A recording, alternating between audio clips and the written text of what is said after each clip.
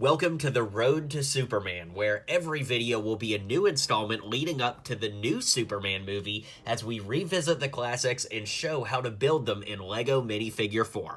Hey guys, Jonathan here, and as we continue our road to Superman, we're revisiting all of the iconic Superman movies from over the years, and in this video, we're going to do Superman 2, 3, and 4 all in one big video because, let's face it, 3 and 4 are some of the movies of all time, and it's just better to do these all as one video rather than break it up. So let's start making all the figures from Superman 2, 3, and 4. Okay, up first we have Clark and Lois inspired by their Superman 2 outfits. For Lois, I used the Princess Leia skirt piece with the torso from Pepper Potts from Iron Man 3 and the head and hair combo from Yaz from Jurassic World.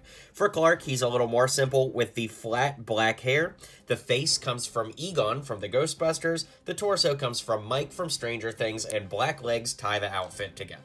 Okay, here we have the Zod trio, and interestingly enough, from the LEGO Batman movie CMF series, the General Zod we got there was obviously very inspired by this series of movies. So I used the legs, torso, and head from the official LEGO Batman movie CMF General Zod with some swept-back black hair.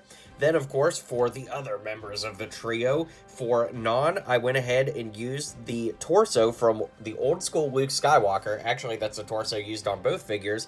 Then the head comes from Snap Wexley from Star Wars with the receding black hair.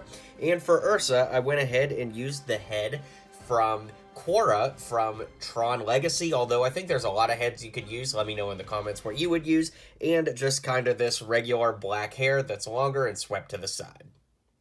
And of course, we have Superman, who I'm going to build exactly the same way as the part 1 of this series from the original film. Of course, I used the classic Superman torso with red hips and the blue and red dual-molded legs, which of course we've gotten on many versions of Spider-Man.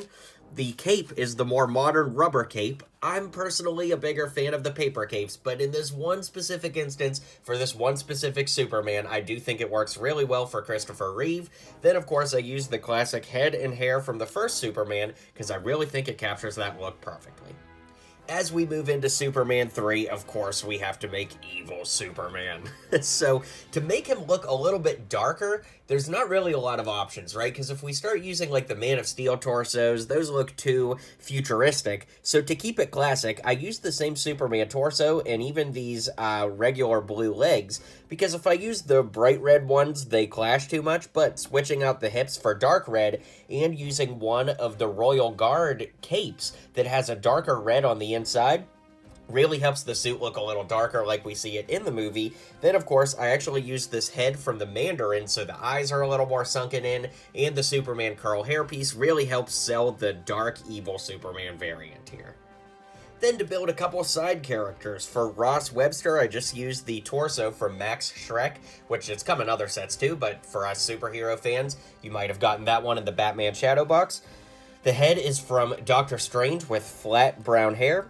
Then, of course, for Gus Gorman, I went ahead and used the khaki legs and the torso from Aldrich Killian from the original Iron Man 3 sets with the head and hands from Stanley from The Office with Finn's hair. And then for Lana Lang, I went ahead and used just some of these like off blue legs, the flipped around torso from Kelly from The Office, just the standard Princess Leia style head, and some reddish hair to finish the look.